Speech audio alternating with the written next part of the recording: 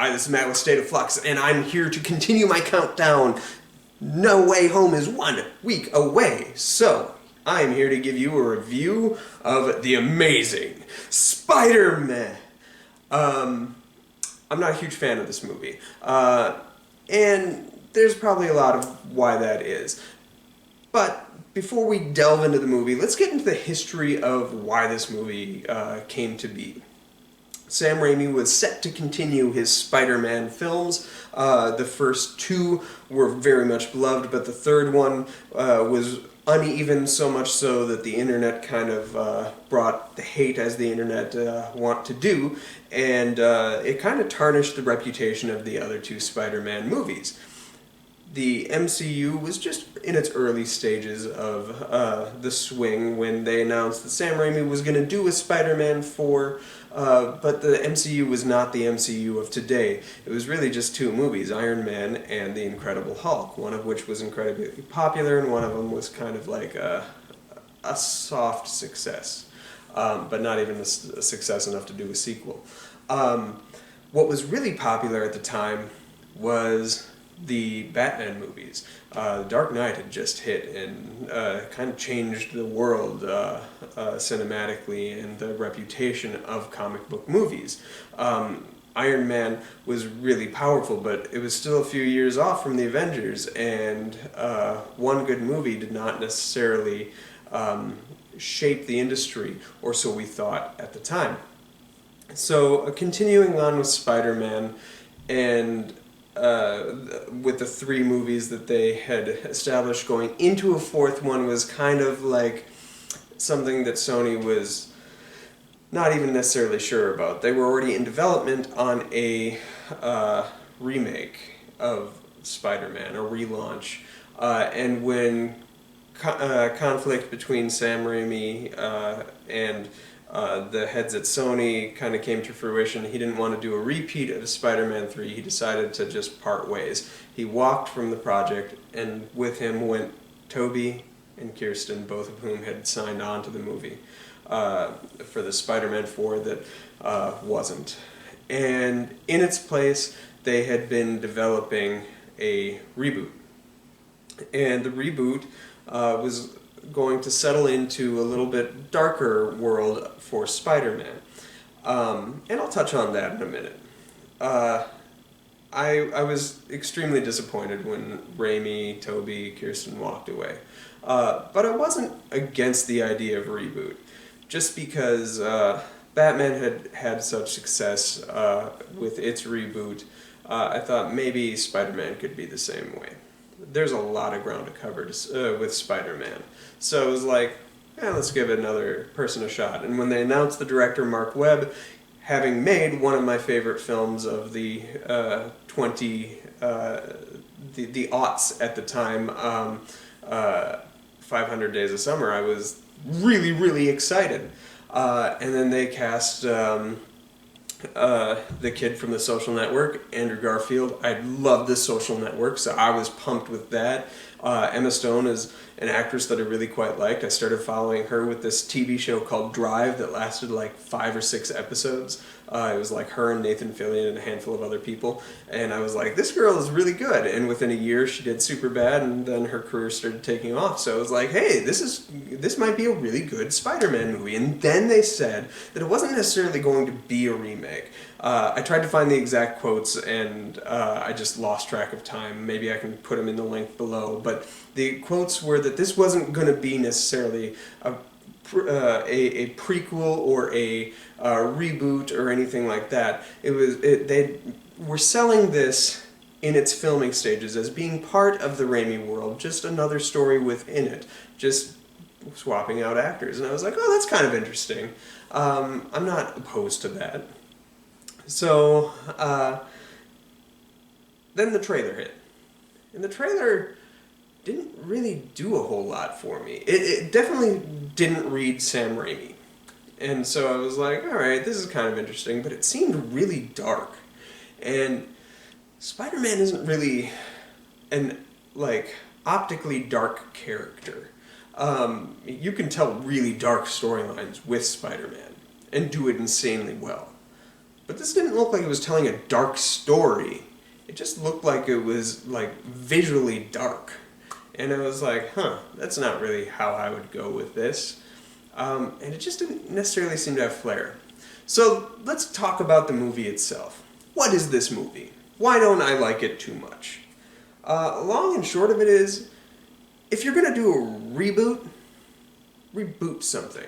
Why Batman Begins works as well as it does for the people who are really big fans of that is that it offered something that we didn't have before, which was an origin story for Batman. Cinematically, if you look at the first Batman movie, not the Adam West one, but Batman '89, you don't really get his origin story in that movie. You get glimpses of it. You get hints of it.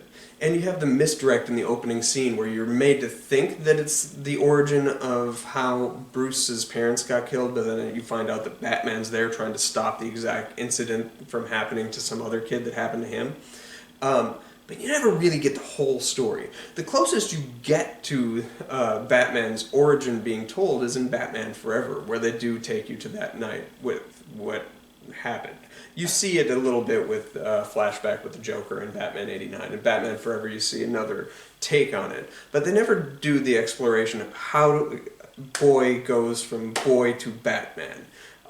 So Batman Begins had an interesting story to tell. It didn't have the same cinematic feel of any of the prior attempts. It had a completely different tone, but an authentic tone for Batman. I will also argue that the tones of the other 4 Batman movies are all tonally correct to an incarnation of Batman from the comic books. Maybe some of it is like 50s, 60s nonsense you get with Batman and Robin, but it's still accurate. So, how does that relate to this? This film didn't try anything new. It told the exact same story of the first movie, it just swapped out character names. And we already had the first Sam Raimi movie, and it was really good. And so, okay, you're doing a reboot, but you're not really going to change up the story that much. You basically turned it from daytime to nighttime for a majority of the film, and that's the most it did visually. Its camera use of camera as character is completely stripped away, and that was disappointing. Then you have the characters, and everybody feels kind of off. The one thing I will say is Sam Raimi's adaptation of Spider-Man is very much an adaptation of 60s, 70s, especially 70s Spider-Man comics. The adaptation that we get with the Amazing Spider-Man movie and its sequel is an adaptation of the Ultimate Spider-Man run that Brian Michael Bendis started in 1997. You got hints of that in the Raimi one. They plucked little bits of story here and there for those 3 movies from those comics. But really, this is an adaptation of Power and Responsibility to some extent. So it captures the feel of those books, but it fails to capture the essence because they have 3 characters that are just radically mishandled. And unfortunately, they're the 3 most pivotal characters of this story. Character number 1, Peter Parker. Peter Parker's kind of an a-hole. Like, not only is he, like, way too preppy and cool, Mark Webb has an interesting quote where he's like, you can't play Peter Parker for a geek anymore because everybody's seen The Social Network and knows that the geeks and the nerds inherit the earth. And, well, that's kind of true. Peter Parker is the outcast that even those kids pick on, is the whole thing. Yeah, he will inherit the earth, but in a high school setting, he's still going to be the kid that Flash Thompson kicks his butt. And in this, you're opening up with Peter Parker being all heroic, confronting Flash Thompson, and it's just not the character. And then his use of language throughout the film is, like, weird, because he's kind of being a dick the whole time, to especially the authority figures around him. And that's not Peter Parker. Peter Parker is respectful at all, like, at all times. So that just doesn't read right. Now, when Peter Parker is being Spider-Man in the comics, that's a little different. Then he's definitely really snarky. But when he's just Peter Parker and presenting himself, he isn't like that. So the use of Spider-Man in this movie seems pretty authentic, and I like the Spider-Man stuff, what they do with the dialogue in there. But Peter Parker just doesn't read right. He's way too cool and way too likable, but also not likable at all. And it's really weird. He's the biggest mishandling of this film. Then you have Gwen Stacy. And here's the problem with Gwen Stacy. One of my issues, and this is a very light issue because she was my favorite character in those 3 movies, was that Mary Jane Watson wasn't Mary Jane Watson. Mary Jane Watson in those movies was basically an adaptation of Gwen Stacy. So much so that they even do like the Gwen Stacy fall in that very first Spider-Man movie. He just happens to save her. But they do the night that Gwen Stacy died with Sam Raimi's first Spider-Man at the climax. She has hints of being the MJ that we know from the comics. She has a slight bit of spunk, especially in that first movie, but predominantly she kind of reads more Gwen Stacy. So when they include Gwen Stacy in this movie, she's the same character. So you're not getting anything new from this character. You're just getting love interest girl that's going to be damsel in distress. She's a little more active, thankfully, than MJ was, but only slightly. And that kind of hurts the film, because you have no new ground with your only female character of any importance. I guess Aunt May's there too. And then the third character that they completely mishandle is Kurt Connors, who has such an interesting lore in the comic books.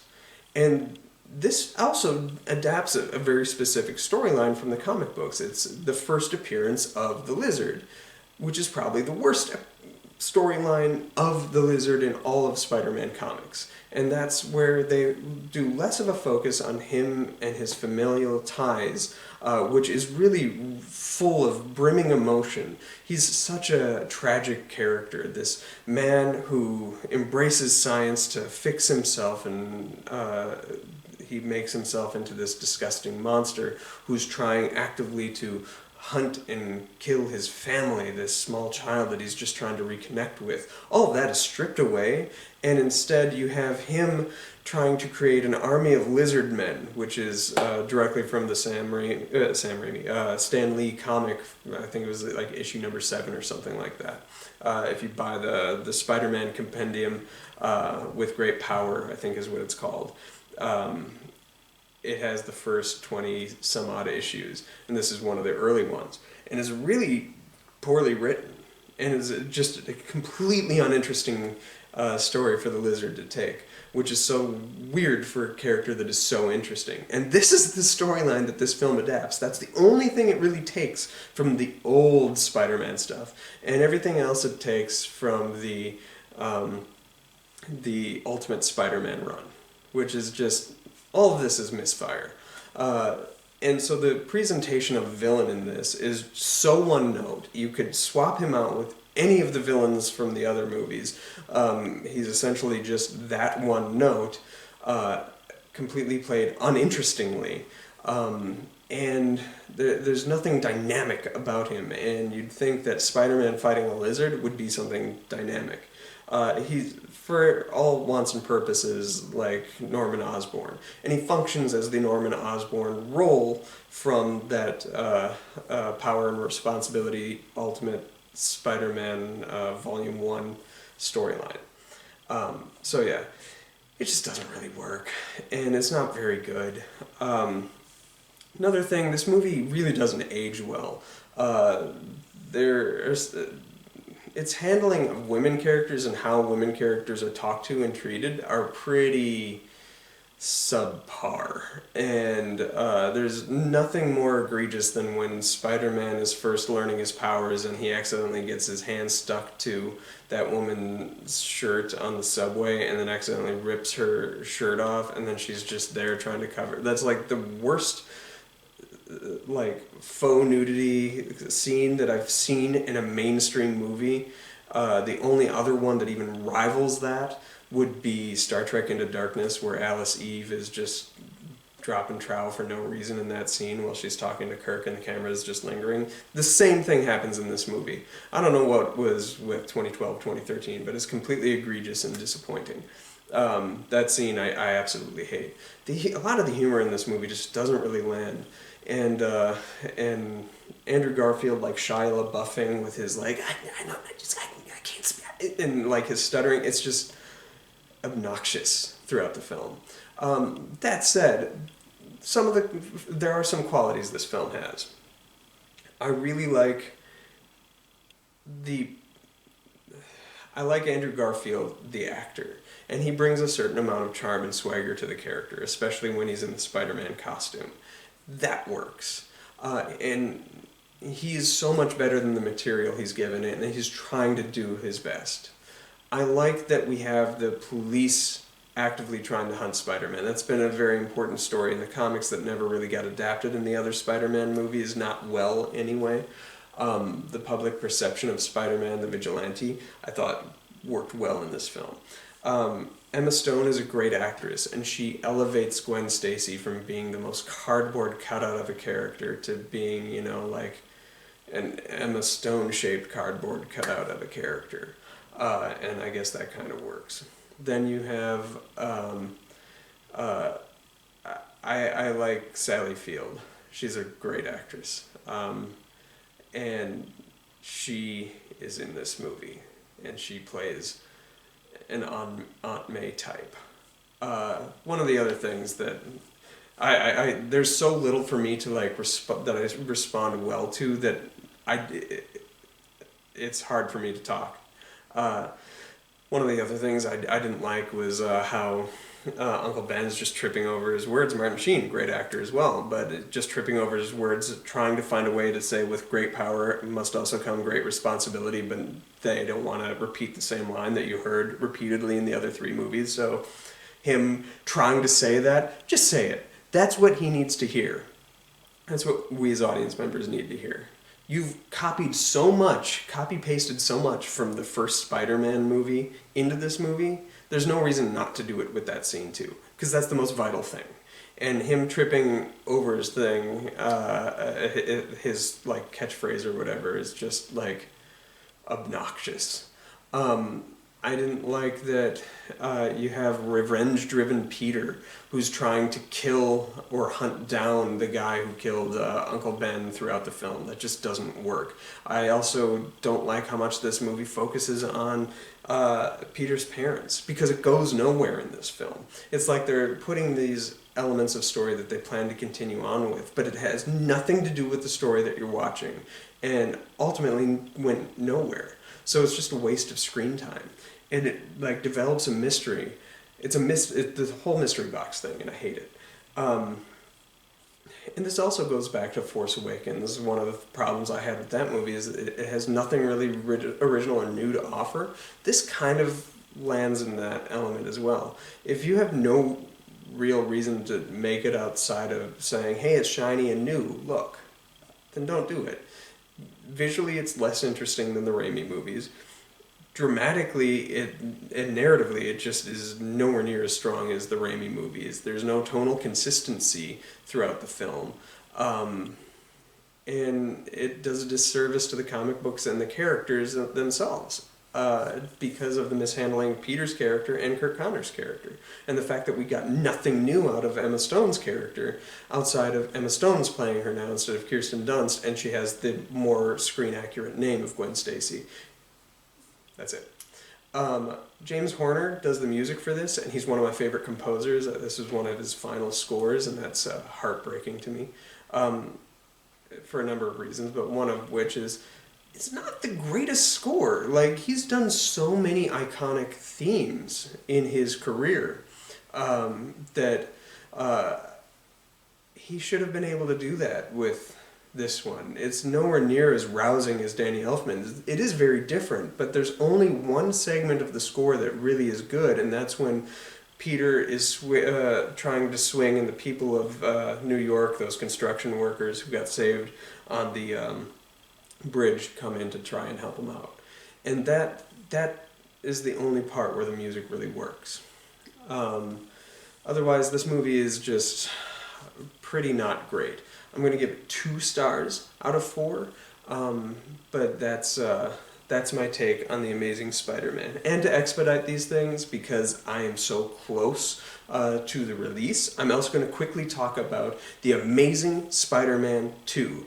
This movie is a misfire on all cylinders. The few things that worked in The Amazing Spider-Man don't really carry over well in this movie. The only thing that's likable about The Amazing Spider-Man 2 is you have a visually interesting looking take on Electro, and you have likable actors in Andrew Garfield and Emma Stone.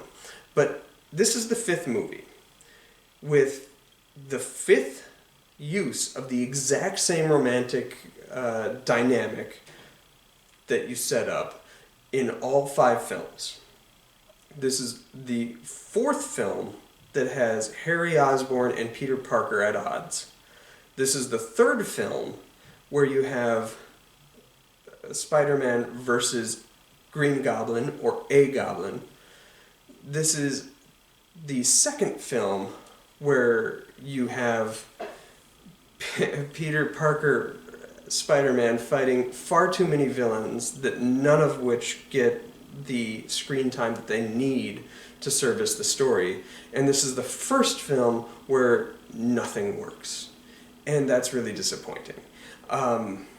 The only thing that comes together is the half-hour segment after Electro gets destroyed, and it's Spider-Man versus the Green Goblin, who's Harry Osborn again, which, you know, skip back 2 movies, is the exact same villain who you had fighting at the end of that. And they do the same drop from Spider-Man 1 of MJ, or in this case Gwen Stacy, falling, and Spider-Man going to save her, and this time he doesn't. Much like in the comics, Gwen Stacy dies. And that stuff worked really well in the film.